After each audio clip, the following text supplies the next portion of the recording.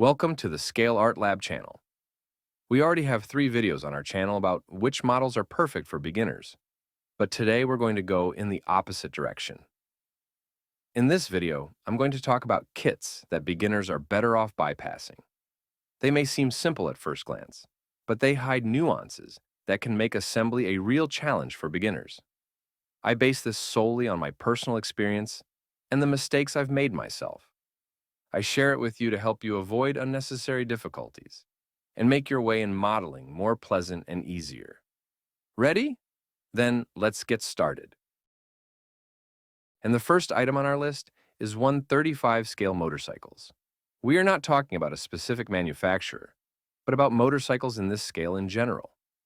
When I was a beginner, I decided to collect a German motorcycle from the company Zvezda.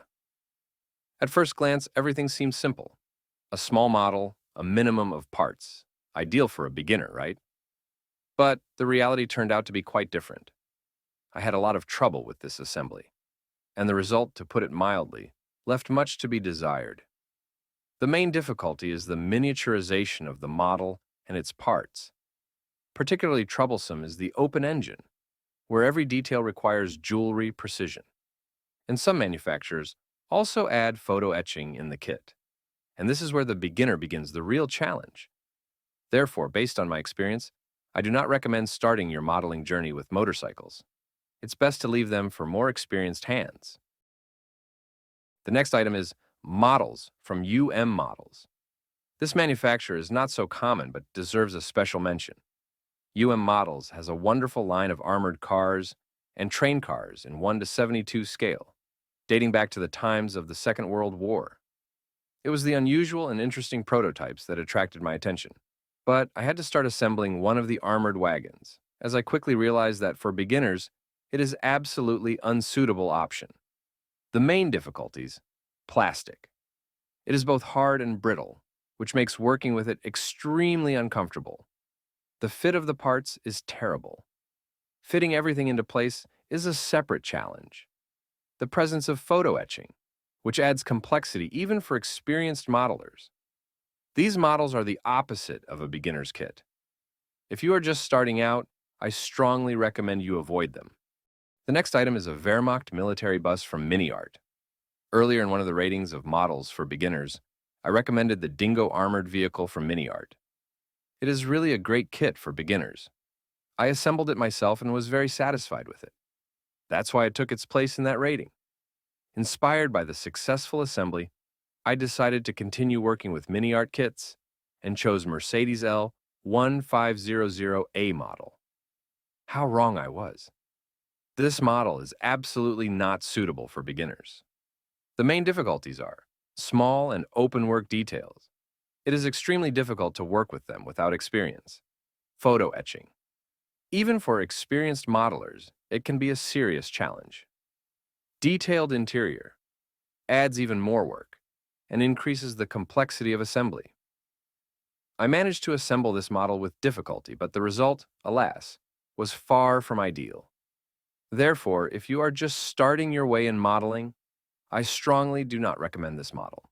It is better to wait until you accumulate experience.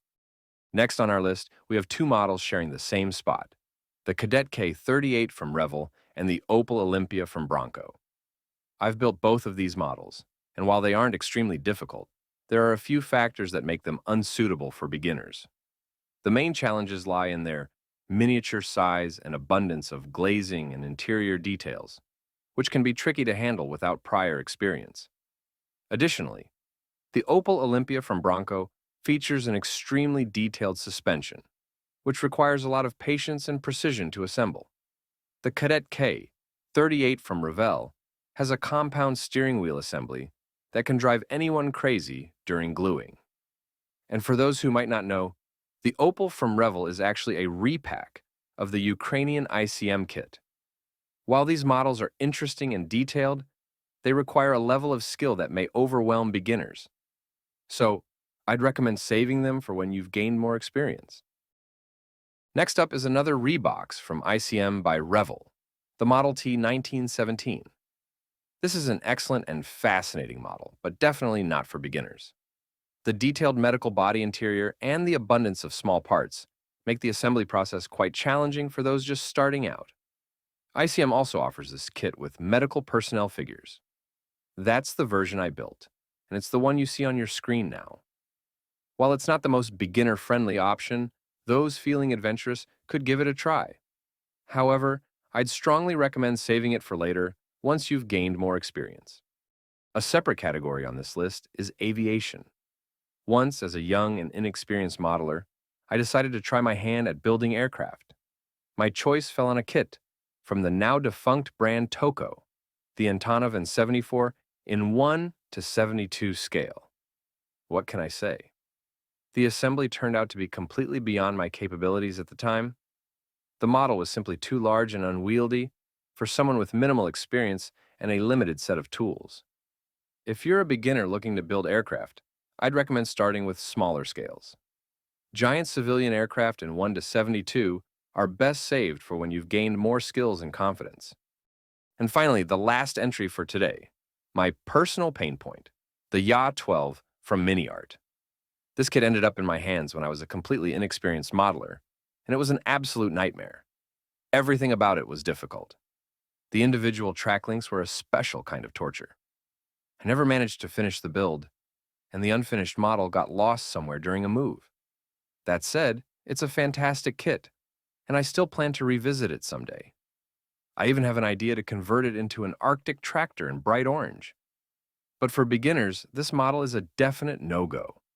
I strongly advise against attempting it until you've gained considerable experience.